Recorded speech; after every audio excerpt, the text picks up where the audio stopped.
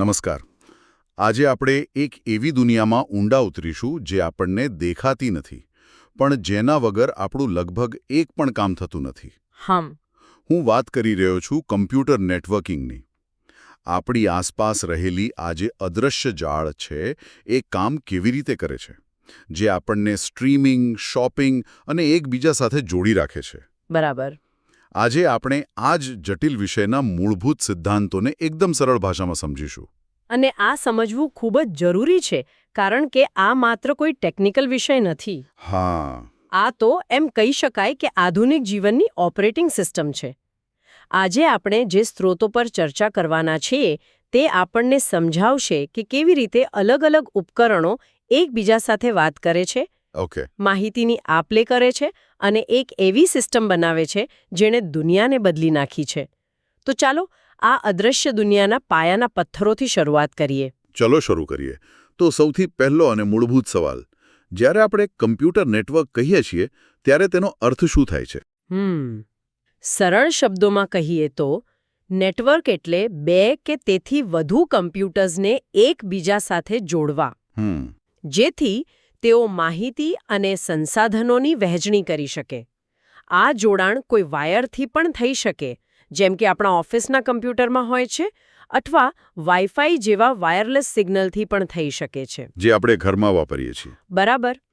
નેટવર્કમાં જોડાયેલ દરેક ઉપકરણ, ભલે તે તમારો લેપટોપ હોય, ફોન હોય કે પછી સ્માર્ટ ટીવી, તેને ટેકનિકલ ભાષામાં નોડ એટલે કે નોડ કહેવાય છે. એટલે કે ખાલી બે ઉપકરણોને એક કેબલથી જોડી દઈએ તો નેટવર્ક બની ગયું, કે પછી તેમાં કંઈક બીજું પણ જોઈએ? ખૂબ સારો સવાલ. ના, ફક્ત ભૌતિક જોડાણ પૂરતું નથી. કલ્પના કરો કે બે લોકો એક રૂમમાં છે, પણ બંને અલગ-અલગ ભાષા બોલે છે. તેઓ એકબીજાને સાંભળી શકે છે, પણ સમજી શકતા નથી. કમ્પ્યુટર્સનું પણ એવું જ છે. તેમને વાતચીત કરવા માટે એક સામાન્ય ભાષાની જરૂર પડે છે. અચ્છા. આ ભાષાને પ્રોટોકોલ્સ કહેવાય છે. PROTOCOLS. આ એવા નિયમોનો સમૂહ છે જે નક્કી કરે છે કે ડેટા કેવી રીતે મોકલાશે, કેવી રીતે મેળવાશે અને ભૂલ થાય તો શું કરવું. TCP/IP એ આવો જ એક પ્રખ્યાત પ્રોટોકોલ છે.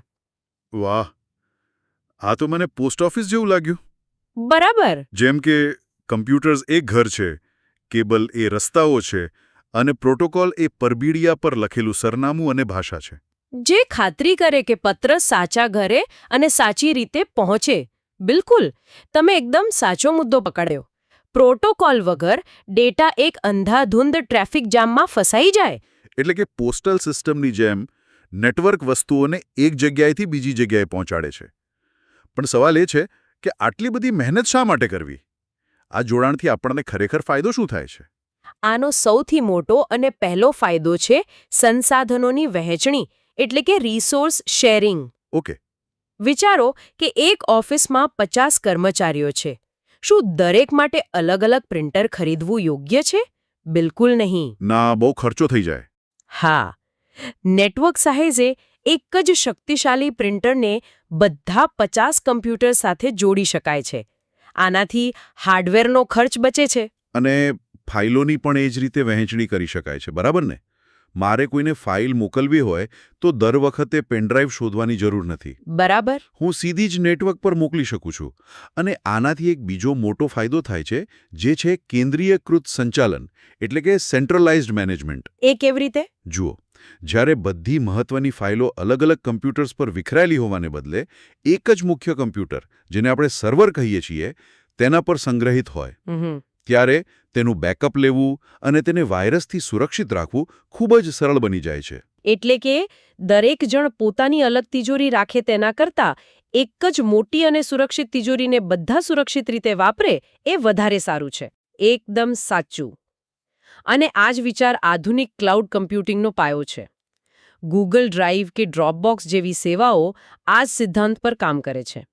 અને હા, ઝડપી સંચાર, ઈમેલ, વોટ્સએપ, વિડિયો કોલ્સ, આ બધું નેટવર્કિંગ વગર શક્ય જ નથી. ઓકે, તો ફાયદા તો સ્પષ્ટ છે. હવે માની લો કે કોઈને પોતાના નાના ઓફિસ માટે એક નેટવર્ક બનાવવું છે, તો તેમની શોપિંગ લિસ્ટમાં શું શું હોવું જોઈએ?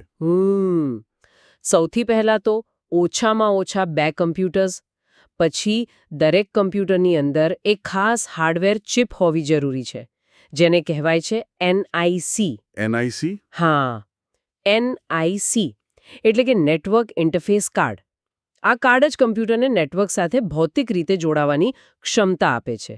અને દરેક NICનું એક આગવું ફિંગરપ્રિન્ટ હોય છે, જેને MAC એડ્રેસ કહેવાય છે. અચ્છા, આ MAC એડ્રેસ અને આપણે જે IP એડ્રેસ વિશે સાંભળીએ છીએ તેમાં શું ફરક છે? ખૂબ જ સરસ પ્રશ્ન. જુઓ, IP એડ્રેસ એ તમારા ઘરના સરનામા જેવું છે, જે બદલાઈ શકે છે. તે જણાવે છે કે તમે નેટવર્કમાં ક્યાં છો. ઓકે. જ્યારે MAC એડ્રેસ એ તમારા ઘરના ચોક્કસ રૂમના દરવાજા જેવું છે, જે કાયમ માટે તે ઉપકરણ સાથે જોડાયેલું રહે છે. એ હાર્ડવેર સાથે જોડાયેલું છે. ઓહો, સમજાયું. સ્થાનિક નેટવર્કમાં સ્વિચ જેવા ઉપકરણો આ MAC એડ્રેસનો ઉપયોગ કરીને જ નક્કી કરે છે કે ડેટાનું પેકેટ બિલ્ડિંગના કયા ચોક્કસ કમ્પ્યુટર પર મોકલવાનું છે. સમજાયું. તો લિસ્ટમાં કમ્પ્યુટર્સ અને NIC કાર્ડ્સ આવી ગયા. હવે તેમને જોડવા માટે શું જોઈએ? હવે જોઈએ જોડાણનું માધ્યમ. તે ઇથરનેટ કેબલ જેવું વાયર્ડ હોઈ શકે છે અથવા વાઈફાઈ જેવું વાયરલેસ. અને પછી આવે છે નેટવર્કને મેનેજ કરવા માટેના વિશિષ્ટ ઉપકરણો. હા. અહીં 3 મુખ્ય ખેલાડીઓ છે: હબ, સ્વિચ અને રાઉટર. મેં આ ત્રણેય નામ સાંભળ્યા છે, પણ મને હંમેશા તે એક સરખા જ લાગે છે. શું તેમના કામમાં કોઈ ફરક છે? જમીન આસમાનનો ફરક છે. હબ એક મૂર્ખ ઉપકરણ છે. મૂર્ખ? હા. તેની પાસે કોઈ ડેટા આવે તો તે આંખો બંધ કરીને નેટવર્કમાં જોડાયેલા દરેક કમ્પ્યુટરને મોકલી દે છે, ભલે તે ડેટા ફક્ત એક જ કમ્પ્યુટર માટે હોય. આનાથી નેટવર્કમાં બિનજરૂરી ટ્રાફિક વધી જાય છે. જાણે કે કોઈ વ્યક્તિ રૂમમાં પ્રવેશીને બધા પર એકસાથે બૂમો પાડે. બરાબર. તેની સરખામણીમાં સ્વિચ થોડું હોશિયાર છે. તે MAC એડ્રેસને યાદ રાખે છે, એટલે તે જાણે છે કે કયો ડેટા કયા ચોક્કસ કમ્પ્યુટરને મોકલવાનો છે. અચ્છા. તે ફક્ત તે જ કમ્પ્યુટરને ડેટા મોકલે છે, જેનાથી નેટવર્ક વધુ કાર્યક્ષમ બને છે. અને રાઉટરનું શું કામ છે? રાઉટર તો આ બધામાં સૌથી હોશિયાર છે. તે તમારા ઘરના નેટવર્કનો સિક્યોરિટી ગાર્ડ અને પોસ્ટમેન બંને છે. તે તમારા સ્થાનિક નેટવર્ક એટલે કે LAN અને બહારના ઇન્ટરનેટ એટલે કે WAN વચ્ચે પુલનું કામ કરે છે. તે નક્કી કરે છે કે કયો ડેટા અંદર આવી શકે અને કયો બહાર જઈ શકે. ઓકે. અને તે જુદા જુદા નેટવર્ક્સ વચ્ચે ડેટાને સાચો રસ્તો બતાવે છે. આપણા ઘરનું વાઈફાઈ રાઉટર આ જ કામ કરે છે. સરસ. તો હવે આપણે નેટવર્કમાં જોડાયેલા ઉપકરણોની વાત કરી. શું આ બધા ઉપકરણોનો રોલ એકસરખો હોય છે કે પછી તેમાં પણ કોઈ પ્રકાર હોય છે? મેં હોસ્ટ, વર્કસ્ટેશન અને સર્વર જેવા શબ્દો સાંભળ્યા છે. હા, તેમના રોલમાં ફરક હોય છે. હોસ્ટ HOST એ એક સામાન્ય શબ્દ છે. નેટવર્ક સાથે જોડાયેલું કોઈ પણ ઉપકરણ જેનું IP એડ્રેસ હોય અને જે ડેટા મોકલી કે મેળવી શકે તેને હોસ્ટ કહી શકાય. એટલે મારો ફોન પણ હોસ્ટ કહેવાય? હા, તમારો ફોન, લેપટોપ, પ્રિન્ટર આ બધા હોસ્ટ છે. તો પછી વર્કસ્ટેશન શું છે?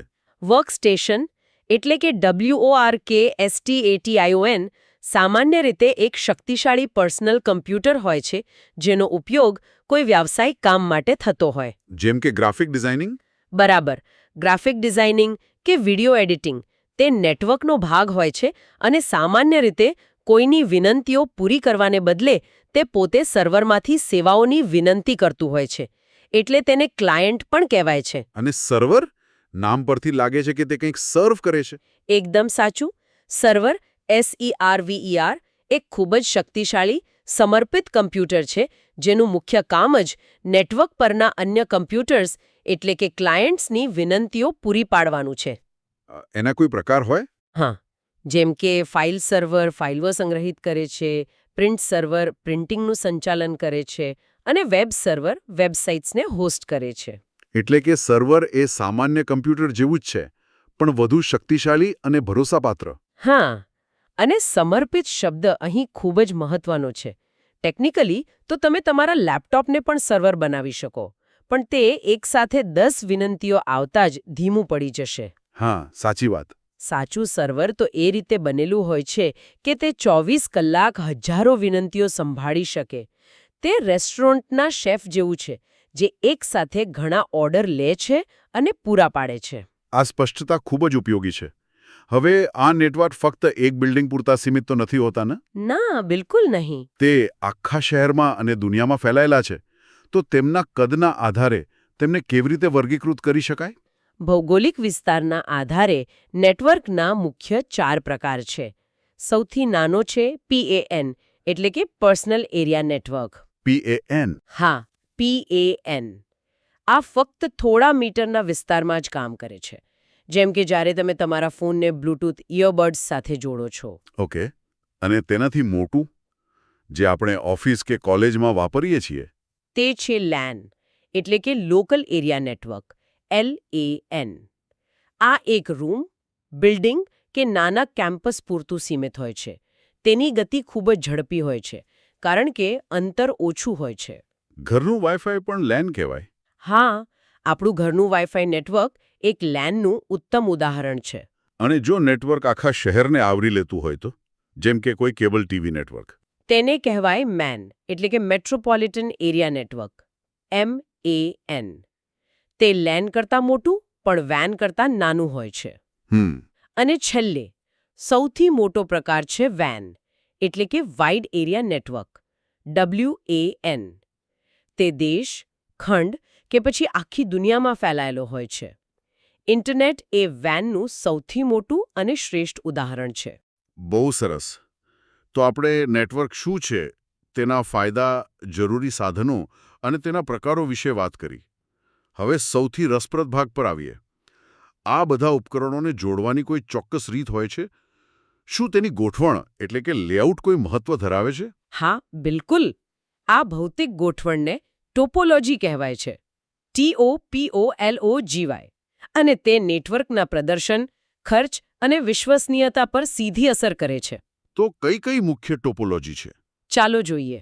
સૌથી જૂની અને સરળ છે બસ ટોપોલોજી. બસ, એમાં શું હોય છે? તેમાં બધા કમ્પ્યુટર્સ એક જ મુખ્ય કેબલ સાથે લાઇનમાં જોડાયેલા હોય છે, જેને બેકબોન કહેવાય છે. આ ખૂબ સસ્તી હતી, કારણ કે તેમાં ઓછો કેબલ વપરાતો હતો. પણ એમાં કોઈ સમસ્યા હશે? હા, તેની સૌથી મોટી સમસ્યા એ હતી કે જો મુખ્ય કેબલ ક્યાંય પણ તૂટી જાય તો આખું નેટવર્ક બંધ થઈ જતું. ઓહ, એટલે કે જોખમ બહુ વધારે હતું. એક નાની ભૂલ અને આખું નેટવર્ક ઠપ. બરાબર. જાણે કે કોઈ લાંબા રસ્તા પર વચ્ચે ખાડો પડી જાય તો આખો ટ્રાફિક અટકી જાય. આના કરતાં સારો કોઈ વિકલ્પ આવ્યો? અને તે વિકલ્પે દુનિયા પર રાજ કર્યો. કયો વિકલ્પ? તે છે સ્ટાર ટોપોલોજી. આમાં દરેક કમ્પ્યુટર એક કેન્દ્રીય ઉપકરણ, જેમ કે સ્વિચ સાથે સીધું જોડાયેલું હોય છે. તે સાયકલના પૈડા જેવું દેખાય છે. અને આટલી બધી પ્રચલિત કેમ થઈ? કારણ કે સ્ટાર ટોપોલોજીમાં જો કોઈ એક કમ્પ્યુટરનો કેબલ ખરાબ થઈ જાય તો ફક્ત તે જ કમ્પ્યુટરનું નેટવર્ક બંધ થાય છે. બાકીની આખી ઓફિસનું કામ ચાલુ રહે છે. અચ્છા, એટલે કે ફોલ્ટ આઇસોલેશન સહેલું છે. એકદમ. આ એક નિષ્ફળતાથી બધું બંધ ન થવું એ વિચાર એટલો શક્તિશાળી હતો કે તેણે બસ અને રિંગ જેવી ટોપોલોજીને બજારમાંથી લગભગ બહાર કરી દીધી. હા, જો કેન્દ્રનું સ્વિચ જ બંધ થઈ જાય તો બધું બંધ થઈ જાય, પણ તે એક ઉપકરણને સુરક્ષિત રાખવું સહેલું છે. તમે રિંગ ટોપોલોજીનો ઉલ્લેખ કર્યો. તે કેવી હોય છે? રિંગ ટોપોલોજીમાં દરેક કમ્પ્યુટર તેના પાડોશી 2 કમ્પ્યુટર સાથે જોડાઈને એક ગોળાકાર રિંગ બનાવે છે. ડેટા એક કમ્પ્યુટરમાંથી બીજામાં એમ આખી રિંગમાં ફરે છે. આ પાર્સલ પાસિંગની રમત જેવું છે. પણ એની સમસ્યા પણ બસ જેવી જ હશે, ખરું ને? હા, જો એક પણ કમ્પ્યુટર બંધ થઈ જાય તો આખી રિંગ તૂટી જાય અને નેટવર્ક બંધ. ઓકે, તો બસ અને રિંગમાં એક જ જગ્યાએ નિષ્ફળતાનું જોખમ હતું, જ્યારે સ્ટારે તેને સુધાર્યું. શું આનાથી પણ વધુ વિશ્વસનીય કોઈ ટોપોલોજી છે? હા, છે. અને તેને કહેવાય છે મેશ ટોપોલોજી, MESH. આમાં દરેક કમ્પ્યુટર નેટવર્કના બાકીના દરેક કમ્પ્યુટર સાથે સીધું જોડાયેલું હોય છે. દરેક કમ્પ્યુટર બીજા દરેક કમ્પ્યુટર સાથે? હા, આ અત્યંત વિશ્વસનીય છે, કારણ કે જો એક રસ્તો બંધ થઈ જાય તો ડેટા મોકલવા માટે બીજા ઘણા રસ્તાઓ ઉપલબ્ધ હોય છે. વાહ, પણ આ તો ખૂબ જ જટિલ અને ખર્ચાળ લાગી રહ્યો છે. કેટલા બધા કેબલ જોઈશે? તમે બરાબર સમજ્યા. મેશ ટોપોલોજી સૌથી ભરોસાપાત્ર છે, પણ સૌથી ખર્ચાળ અને જટિલ પણ છે. કેટલા કેબલ? એનું કોઈ ગણિત છે? હા, એનું એક સૂત્ર છે. જો n કમ્પ્યુટર્સ હોય તો કુલ n(n-1)/2 જેટલા કેબલની જરૂર પડે છે. એટલે કે માત્ર 10 કમ્પ્યુટર માટે 45 કેબલ જોઈશે. બાપરે. આથી તેનો ઉપયોગ લશ્કરી સંચાર અથવા ઇન્ટરનેટના મુખ્ય બેકબોન જેવા અત્યંત મહત્વપૂર્ણ નેટવર્ક્સમાં જ થાય છે, જ્યાં કોઈ પણ સંજોગોમાં કનેક્ટિવિટી તૂટવી ન જોઈએ. અદ્ભુત. તો આજે આપણે નેટવર્કિંગના પાયાથી માંડીને તેની ગોઠવણ સુધીની સફર કરી. આપણે સમજ્યું કે કેવી રીતે ઉપકરણો જોડાય છે, પ્રોટોકોલ્સની ભાષામાં વાત કરે છે અને કેવી રીતે LAN, WAN અને સ્ટાર ટોપોલોજી જેવી રચનાઓ આપણા ડિજિટલ જીવનને આકાર આપે છે. બિલકુલ. અને આ ચર્ચાના અંતે હું શ્રોતાઓને વિચારવા માટે એક પ્રશ્ન મૂકવા માંગુ છું. જરૂર. આપણે જોયું કે મેશ ટોપોલોજી સૌથી